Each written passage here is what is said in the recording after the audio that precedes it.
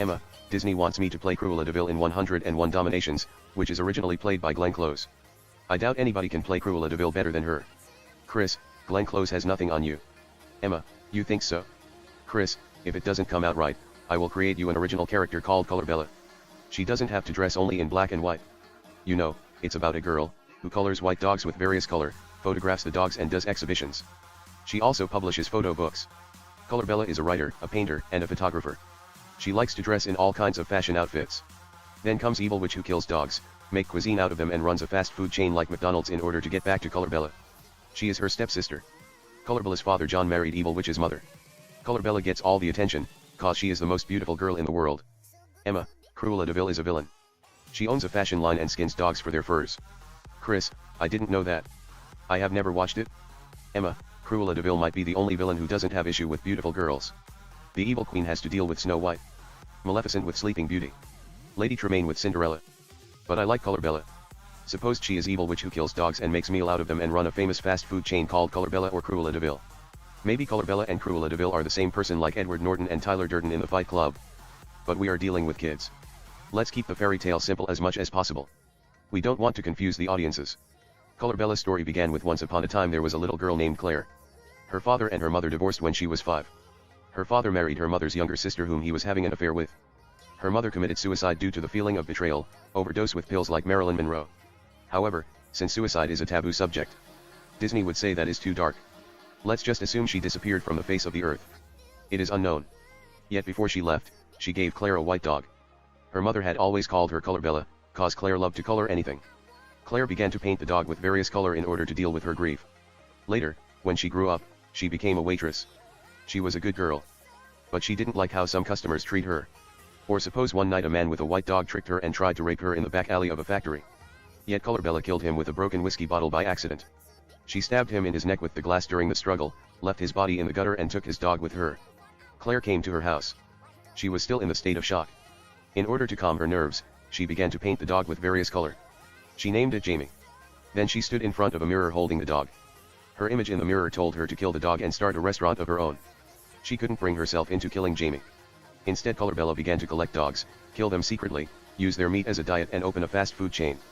Just like that she became a villain. Here we create a good girl who exposes Colorbella. Suppose there was a 12-year-old girl named Mary. She had a beautiful white dog named Tommy. Later, Jamie died due to old age. Colorbella slumped into depression. She then saw Tommy and fell in love with him. Colorbella asked Mary to sell it to her for $1 million. Mary refused to sell Tommy. She loved him more than life itself. However, Colorbella hired a famous dog thief named Zack to steal Tommy. Zack stole Tommy and gave Colorbella the dog.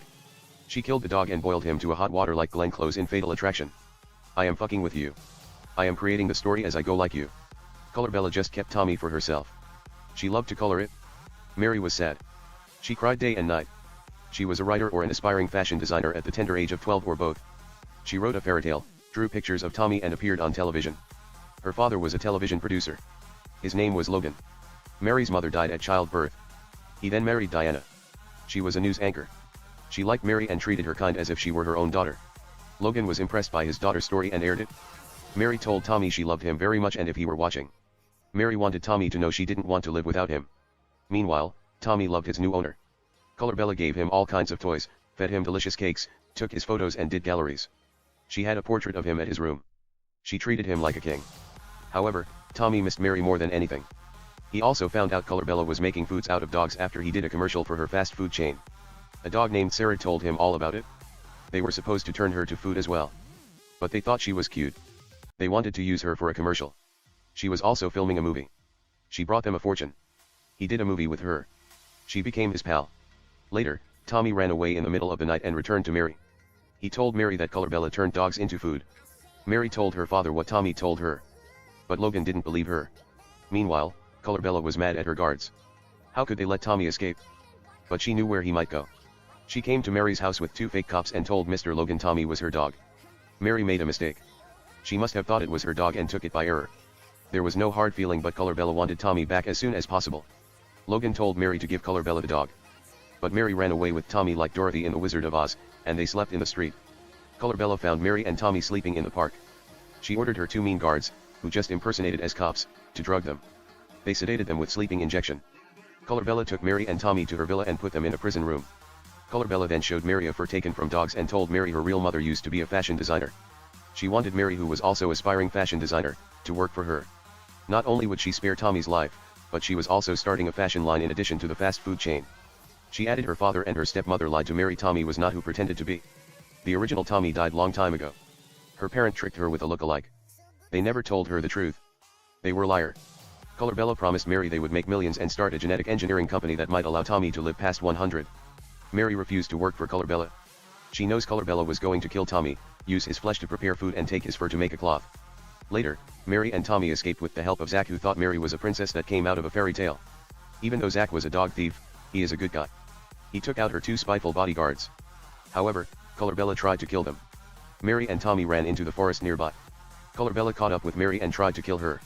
Tommy bit her leg and ran away. Colorbella chased Tommy. She got tired and fell on leaves, out of breath like Jack Nicholson in Shining. Later, when she waked up covered with leaves, the police arrested her and took her to prison. Mary's stepmother was a journalist. She exposed the truth in the news. They shut down all the restaurant and put Colorbella in a mental institution. The end. This audio file was created by Panopreneur Basic. You can download it at www.panopretr.com.